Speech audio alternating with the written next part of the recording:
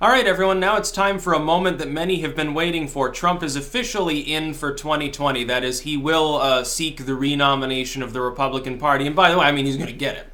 They're not going to kick him to the side. He would have to do a really, really shit job, like more than, hey, your approval is in the 30s, shit job in order to actually lose the nomination. He's not going to face any serious challenge from within the party, because there is no never-Trumper capable at this moment, particularly, of challenging him anyway. Who would they front? Mitt Romney? John McCain? Who probably won't even be around in 2020? Hell, Mitt Romney might. Oh, hopefully he kicks off too. Most of these people are not charismatic enough. They're certainly not capable of outmatching him money-wise. They would fall before him like pawns, and then he would say, look, American people, once again the establishment tried and failed to stop me from even getting renominated despite me having been the president. You should vote for me. Obviously, I'm the good guy. That argument would hold weight. I'm sorry to say that it would automatically give him a little bit of a boost, I think, in the general election if he were to get primaried within the Republican Party.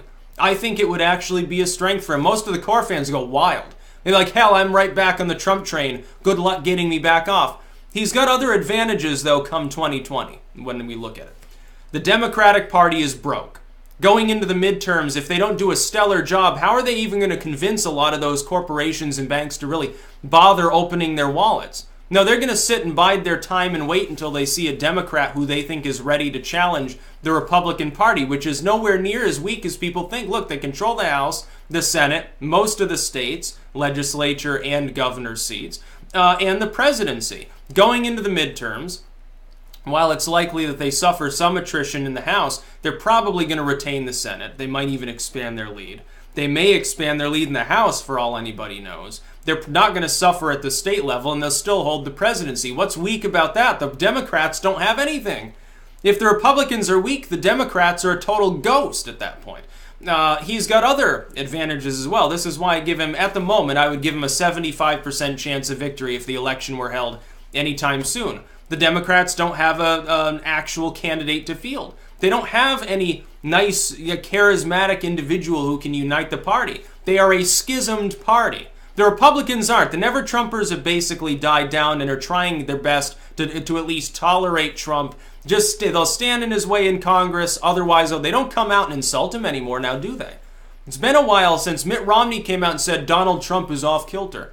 No, you got like a rogue, like maybe a Kasich that'll come out and say, well, that was rather mean-spirited. You said that to migrants, Trump, or something. But nobody cares about that. He probably won't even survive in the election. So you got a situation where the opponent's party, they're broke. They have no clear leader. The leadership structure they do have is largely absent any planning. They don't really have a unified party or a platform at this point. The Republicans, meanwhile, are awash in money, and Trump is, he's not exactly broke himself. If there was ever a fundraising problem anywhere in the party, I think he could probably take care of it fairly easily. Where's the disadvantage for the Republicans? Where's Trump's disadvantage? The economy is improving. It's giving him more power in the Rust Belt than he had during the election. His approval's ticking up. The GOP's approval is ticking up. They're winning now on the generic ballot. I don't see any disadvantage for Trump unless he suffers from a major scandal. And I don't mean the Mueller thing. It has been politicized. If you're a Democrat, you probably think that Trump is the Antichrist. You think that he's a Russian pawn.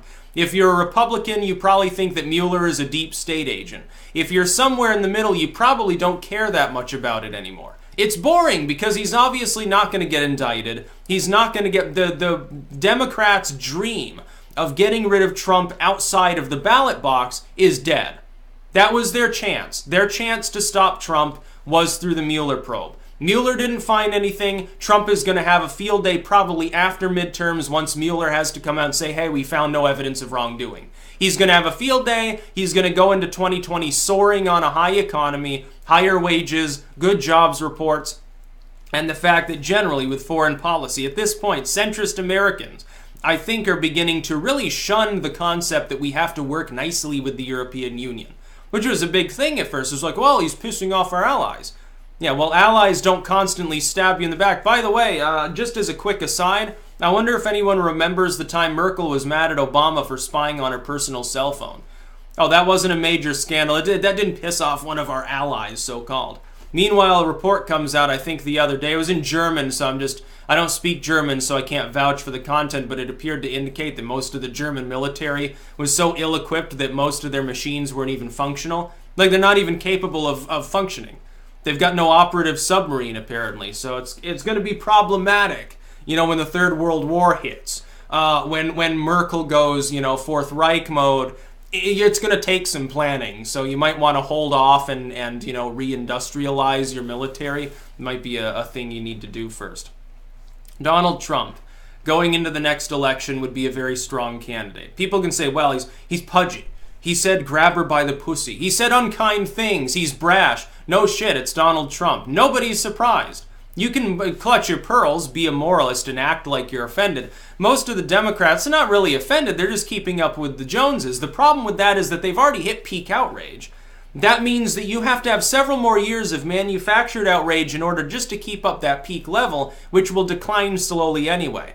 I'm telling you, there are a lot of blue union voters who will vote Republican in the midterms because of the Trump economy. Trump is saving the Republican Party. His populist message is one that most Americans agree with.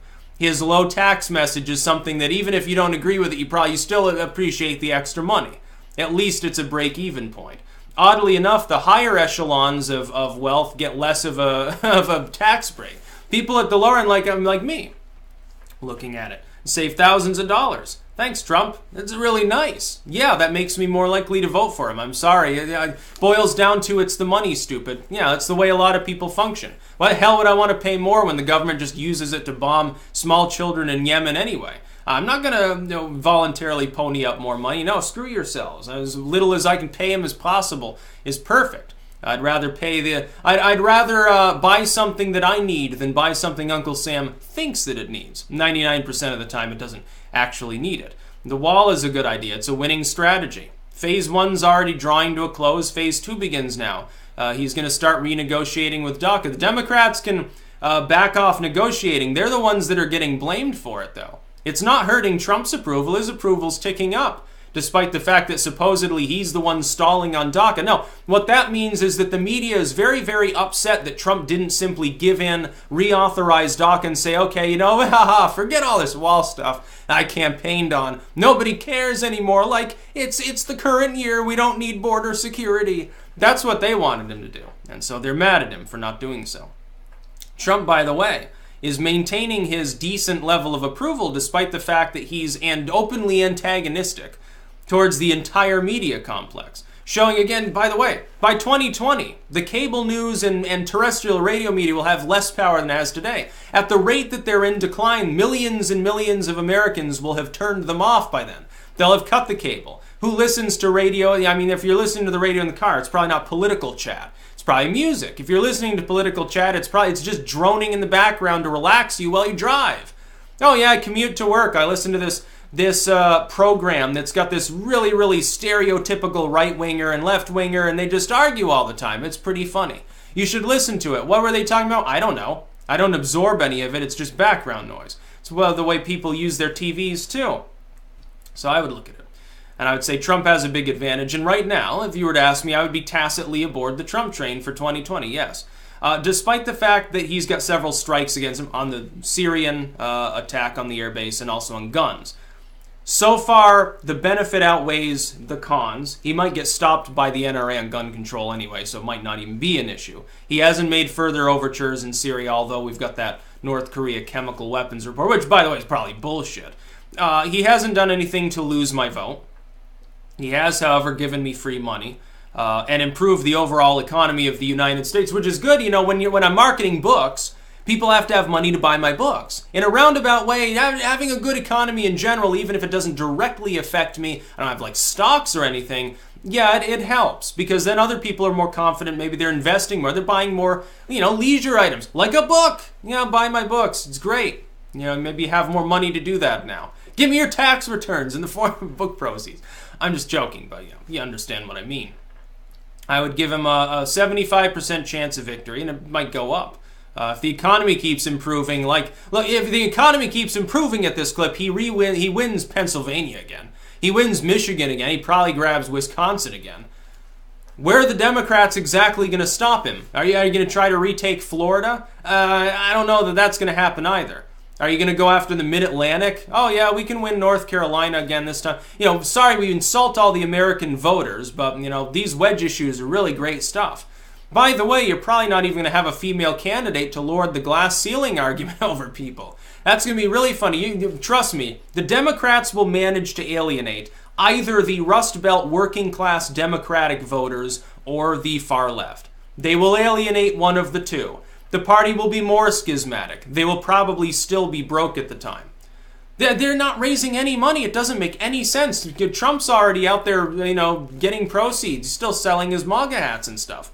Small amounts over time are going to add up. He's got several $100 million in his war chest already. How the fuck are the Democrats supposed to overcome? He's going to take all that money, by the way, probably spend it all in the midterms, buffing up candidates who promise to give him maybe a vote on the wall or something. He'll say, oh, kiss my ring, and you have all the money you want. I'm Donald Trump. It's a winning strategy. It'll work. He can do that. Yeah, he's running in 2020, and he'll probably get my vote. Look, there are things that can change it. He fucks up badly. The Democratic candidate isn't shitty, which, you know, I think this is the least likely of all opportunities for me to change my vote. A strong and good libertarian candidate, aka not Gary Johnson, maybe an Austin Peterson or something. Someone who's actually a libertarian, I could vote for them, absolutely. Some independent candidate. Or a joke candidate that's just really, really funny. You know, Vermin Supreme, he finally breaks into the single digits. You know, okay. You know, the free pony plan, that's good. Yeah. For jailing people if they don't brush their teeth. Okay, maybe I can be on board. And of course, anyone who wears a boot on their head, that can work too as a fashion accessory. That's about all. Peace out.